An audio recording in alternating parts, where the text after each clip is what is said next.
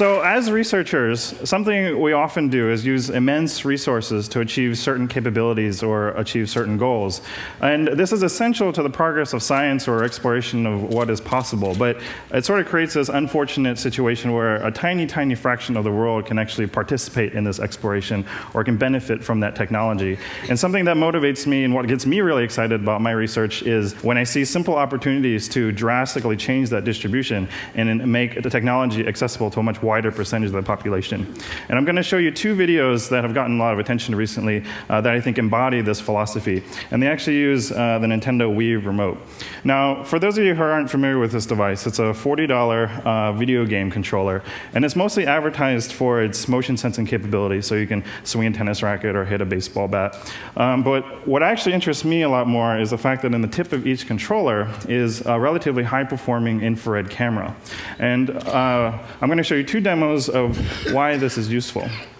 So here I have my computer set up with a projector, and I have a Wii remote sitting on top of it. And if, for example, if you're in a school that doesn't have a lot of money, which is probably a lot of schools, or if you're in an office environment and you want an interactive whiteboard, normally these cost about $2,000 to $3,000. So what I'm going to show you how to do it is how to create one with a Wii remote. Now, this requires another piece of hardware, which is this infrared pen. You can probably make this yourself for about $5 with a quick trip of a Radio Shack. It's essentially got a battery, a button, and an infrared LED, and it turns on. You guys can't see it, but it turns on whenever I push the button. Now, what this means is that if I run this piece of software, I can now register, the camera sees the infrared dot, and I can register the location of the camera pixels to the projector pixels, and now this is an interactive whiteboard surface. So for about $50 of hardware, you can have your own whiteboard. This is Adobe Photoshop.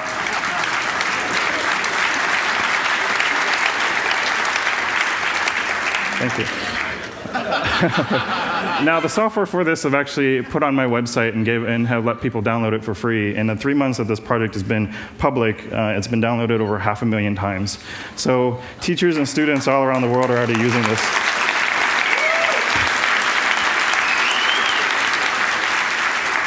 I want to quickly say that although it does do it for $50, there are some limitations of this approach, but you get about 80% of the way there for about 1% of the cost. Another nice thing is that a camera can see multiple dots, so this is actually a multi-touch interactive whiteboard system as well.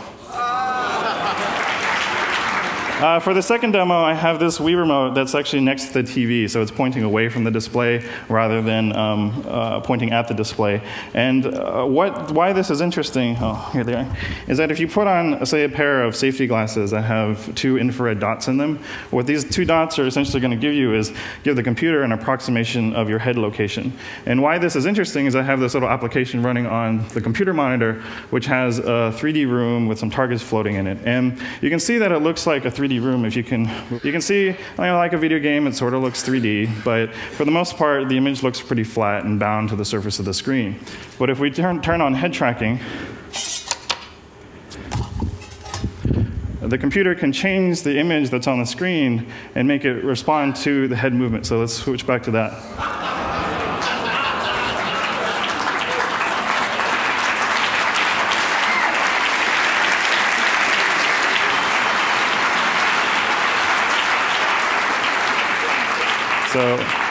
So this has actually been a little bit startling to the game development community. Because this is about $10 of additional hardware if you already have a Nintendo Wii. So I'm looking forward to seeing some games with it. And actually, Lewis Castle, sitting down there, last week announced that Electronic Arts, one of the largest game publishers, is releasing a game in May that has a little Easter egg feature for supporting this type of head tracking. So in less than 5 months, it went from a prototype in my lab to a major commercial product.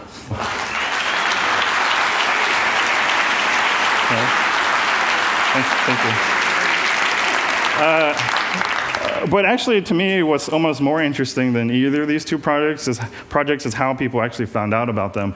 YouTube has really changed the way or changed the speed in which a single individual can actually spread an idea around the world. I'm just a researcher in my lab with a video camera, and within the first week, 1 million people had seen this work. And literally within days, engineers, teachers, and students from around the world were already posting their own YouTube videos of them using my system or derivatives of this work. So I hope to see more of that in the future and hope online video distribution to be embraced by the research community. So thank you very much.